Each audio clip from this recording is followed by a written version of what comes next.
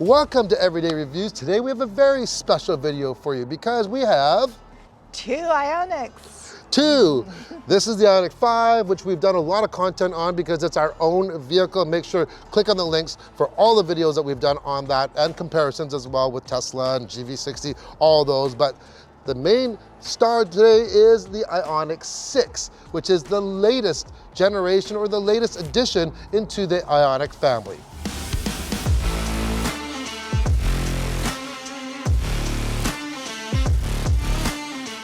The Ioniq 6 is built off of the same e-GMP platform as the Ioniq 5. However, as you can see, this is a four-door sedan opposed to the hatch crossover style of the Ioniq 5.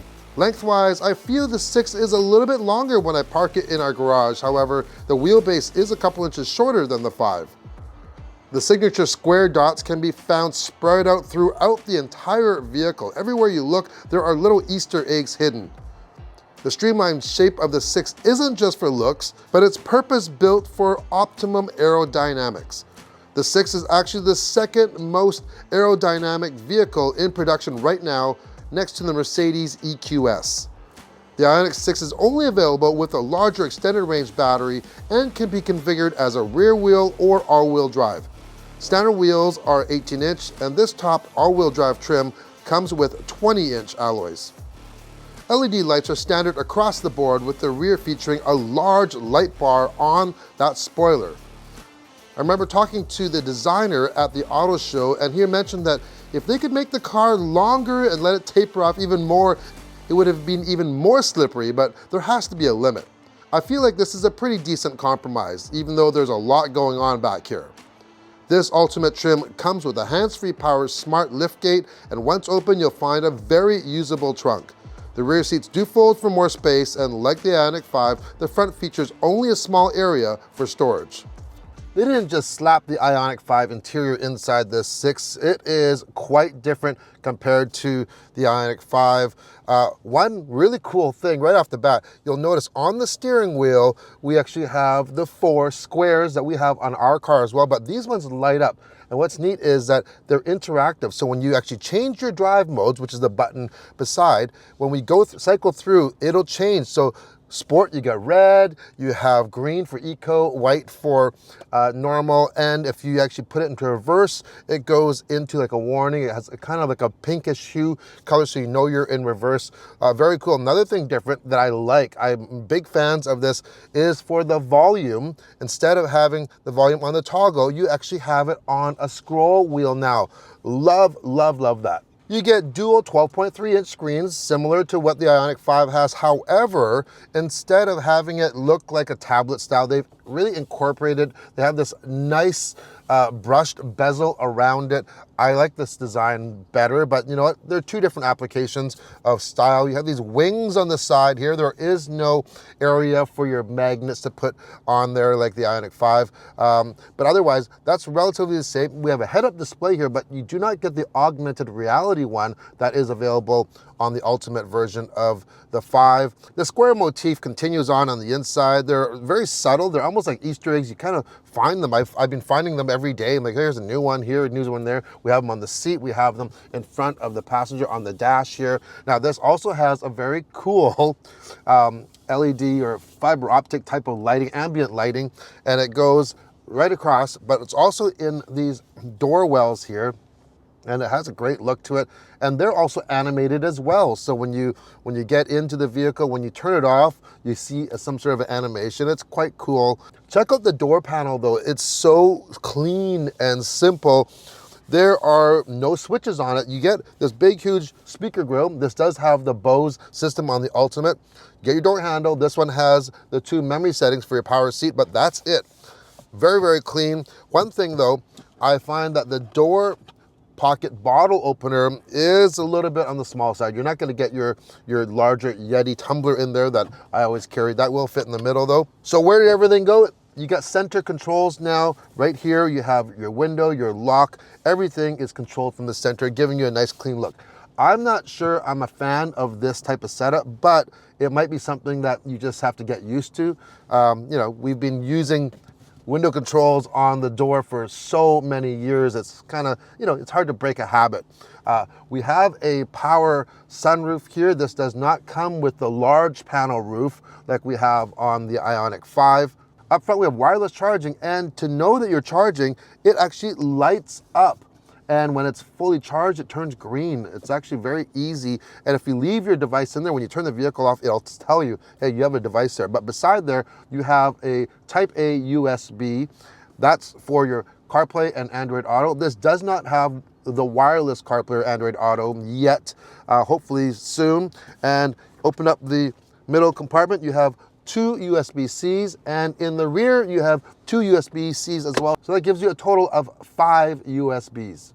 Main controls kind of remain the same below the infotainment screen. Your start button, your radio controls, you do have that dedicated park and camera button, and your heating controls, pretty well the same, other than they've added a temperature button up underneath the climate button. So now you can just hit that button, it'll go directly to the heated or ventilated seats, depending on what model you get, and your heated steering wheel settings, and you don't have to go in through the vehicle settings like we do on our car. Of course, you do have voice control, so some of those things you may be able to do with your voice control.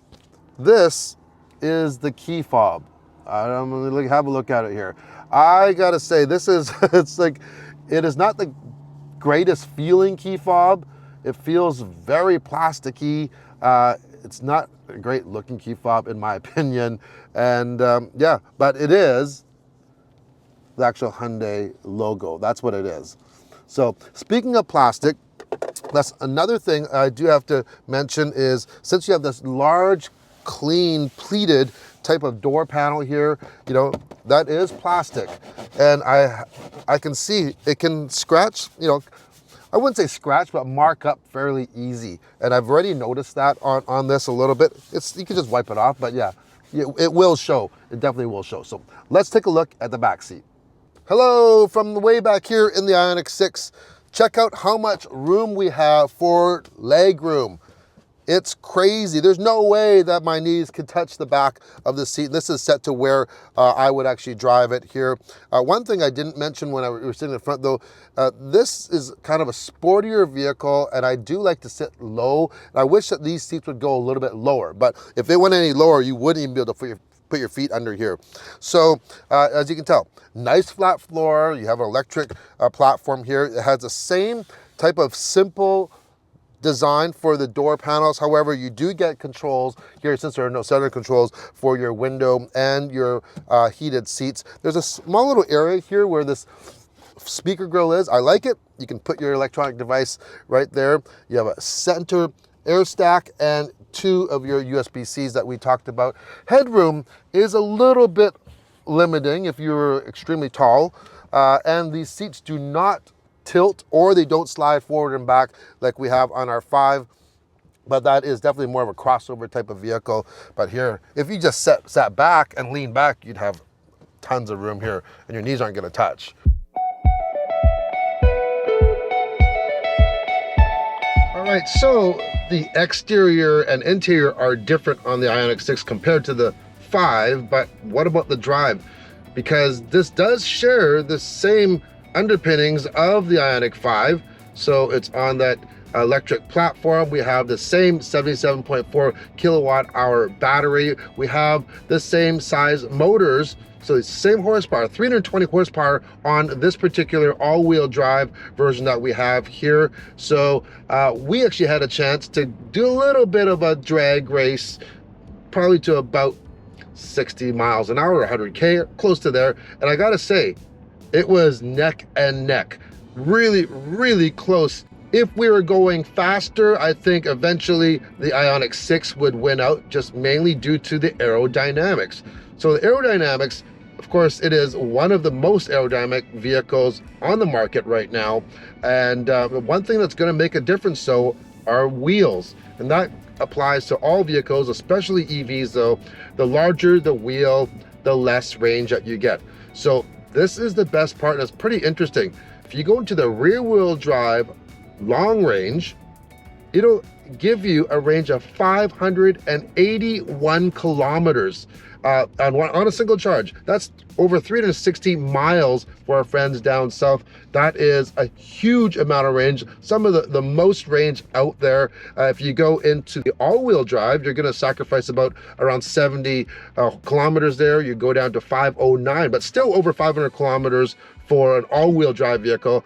If you go into the Ultimate package, those other two, by the way, were with 18-inch wheels, but if you go into the Ultimate, which gives you the 20-inch wheels, that's what we have on our Ioniq 5 as well. The 20-inch wheels, you do compromise range, and so the range for the 20-inch wheels for the Ultimate package, long range, is going to run you 435 kilometers. It's still more than the Ioniq 5, but yeah, you will take a little bit of a range penalty for sure.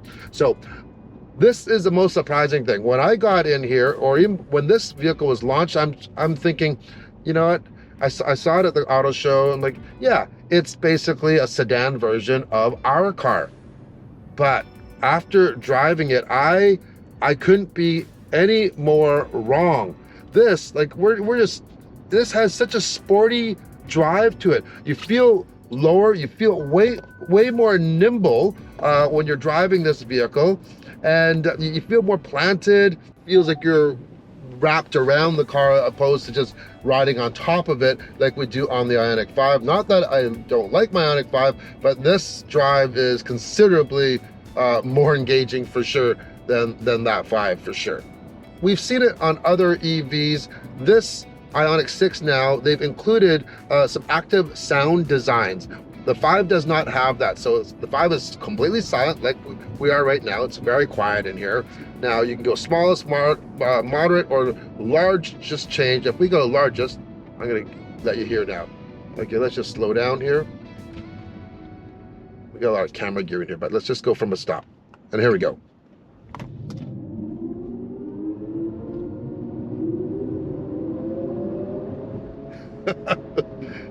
We are driving a spaceship now. It's almost like a spatial audio sound. You got multiple layers of sound coming, which is pretty cool. Let's turn that to smallest just so it doesn't affect our audio too much. So the ride, very quiet. Of course, there's no rattles or anything that you have in here at all. Now, to charge up that 77.4 kilowatt hour battery, this Ioniq 6 uses the same 800 volt architecture as the Ioniq 5 does. Very, very quick. If you can find a quick enough DC fast charger, you can go from 10 to 80% in just 18 minutes. That's super, super fast. And if you're just using a level 2 like we are at home, this will bring it to full in just over 7 hours. So charging this quickly is not a problem, especially this one also has preconditioning. Now on our Ioniq 5, which is the all-wheel drive version, we do have kind of a preconditioning, but we have to get an update, and that's gonna come very soon in Canada. In the US, a lot of you guys have already gotten that update. So in that is, if you are doing a road trip, you would enter in what charging station you are going to stop at, DC fast charging, of course, and it's going to analyze the distance and start preconditioning and warming up or getting that battery ready to accept the fastest charge as possible. And that's how you're going to get those crazy, crazy quick numbers. Beware though, one thing people are not aware of in these type of preconditioning systems is that preconditioning actually takes electricity to do. Of course, if it's cold out, it's going to warm up the battery, and we all know that heat uses a lot of energy. So, you know, you could be preconditioning for 30 minutes, so it's going to eat up your range. And the caveat is that if you get to your charging station, for instance, what happens if that system is down or it's busy and you have to wait, or you can't wait for some reason?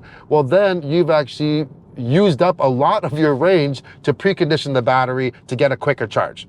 Of course, I'm not going to test the Ioniq 6 without seeing what Cynthia has to say about it, considering she drives our i5 the most anyway, so it'll be interesting to see what she thinks between this and the Ioniq 5.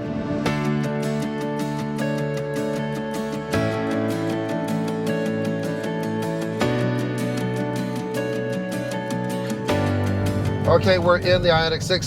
Cynthia, you've been driving this for a little bit with the kids as well.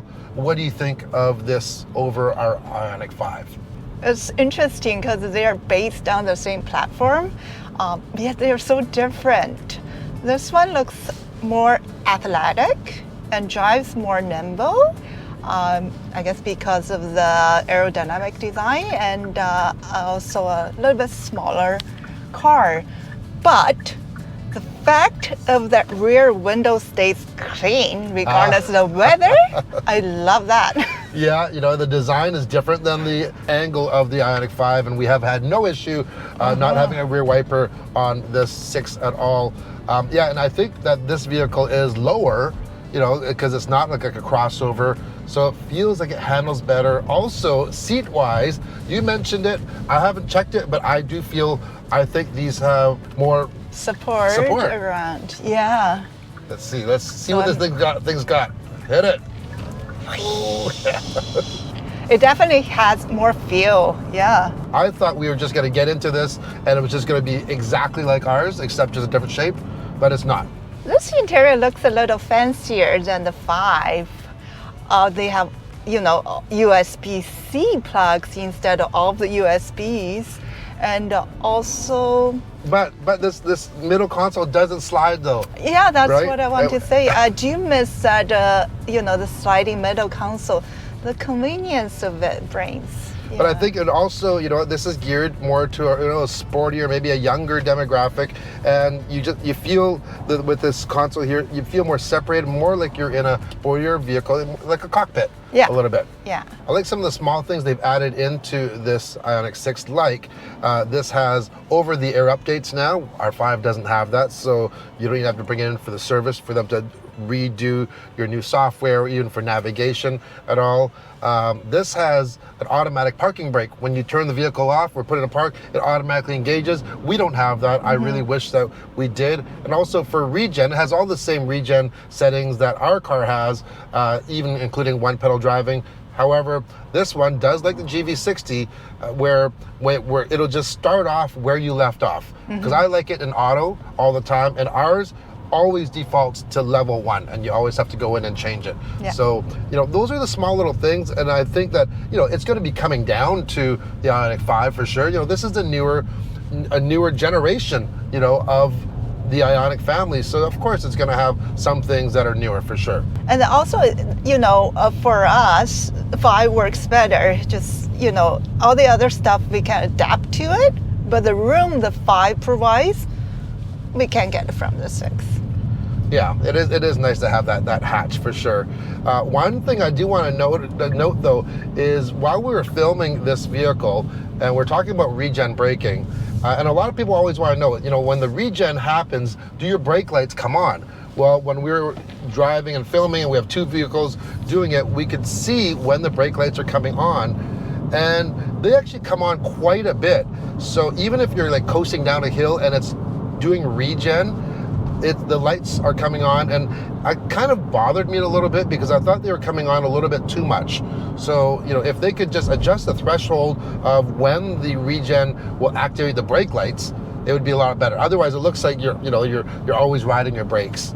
It's a small thing, I bet you, that they could actually fix. And when you're driving the car itself, you'll never know. No, and then the time I was driving it, and then the light was on, you told me my rear looked really good. Well, yeah, the car's rear as well. Okay, so the most natural competitor to this vehicle, of course, is the Ioniq 5, its sibling, but also the Tesla Model 3.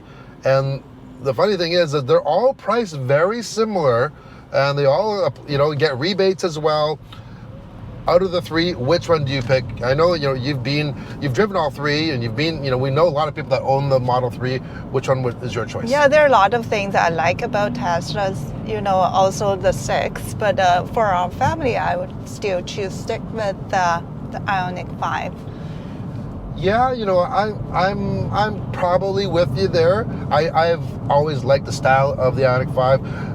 This style here, though, when I first saw it at the LA Auto Show, I was like, I'm not sure, but I gotta say, it has started to grow on me. Hope that the Ioniq 5 gets similar you know, creature comforts and interior like this one, which I'm sure eventually it will, because this is the newer version. And, you know, as time goes on, you know, the brand is just going to, you know, develop more and more. Clean up that window, please.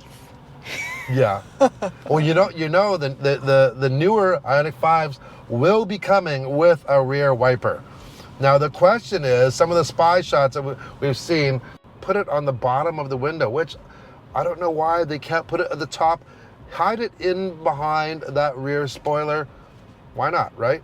So what do you guys think of the Ioniq 6? Is it a yay or is it a nay? Which one would you guys pick?